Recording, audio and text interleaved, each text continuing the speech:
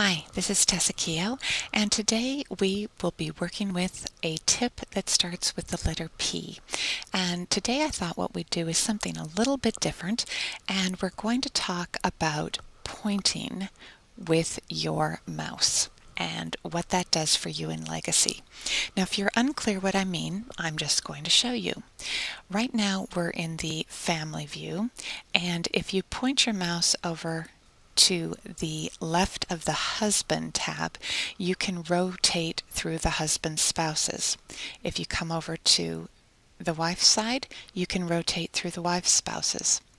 And if you come to the center, you can rotate through the siblings of whichever person is highlighted.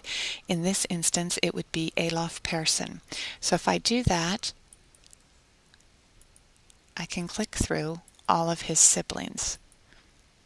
If I were to come to Christian Andersdotter, I would be rotating through her siblings. Now, if you come down to the children, you can move the preferred child up to the main position. I don't have a preferred child here, but you could do it. And I think what you want to do is take a look at any time you point your cursor or your mouse anywhere. You could jump to this person. You can jump to that person. You could right-click on a person to set a new bookmark. If you point here, you can show your bookmark list, and then you just click on it, and you can close it. Now, this is another one where I think a lot of people haven't really focused.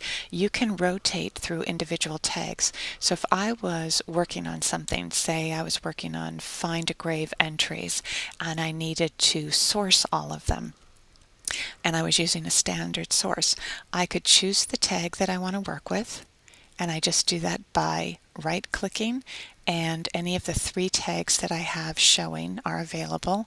So I have individual tag 8, and all I need to do is go either to the back or forward.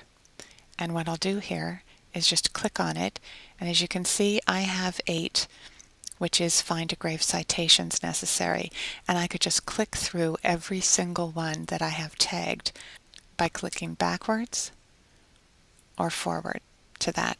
You can also use your marriage tag the same way and just click on back or forward, and this is something that you would have put in, for instance, marriage information, and you'd use the tags there.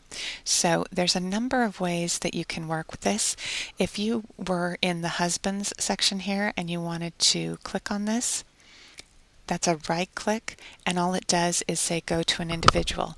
So if I were to go to type in that information and hit go, it would take me to that individual. You can do it with the marriage record identification number. You can do it with the wife's record identification number. Now, in each of these instances, the wife or the husband, it's the individual. But you can easily move around here if you choose to. And then this information literally tells you when something was last modified, and that would be the individual who's highlighted. In this instance, it's Michael Daniel O'Murphy. He was added to the program in 2006, and it was done through an import, and he was most recently modified, his record, in October of this year. It also gives you information about the wife and the marriage. So you can click around by pointing your mouse to that person, going to this one, rotating through siblings, rotating through that person's siblings. So try and get comfortable clicking around with your mouse and seeing what it brings up. I rarely have people who marry more than once in mine, so this works occasionally for me, but I make huge use of rotating through siblings of highlighted people. So why not take a look and just move your mouse around and see what shows up. We'll see you next time.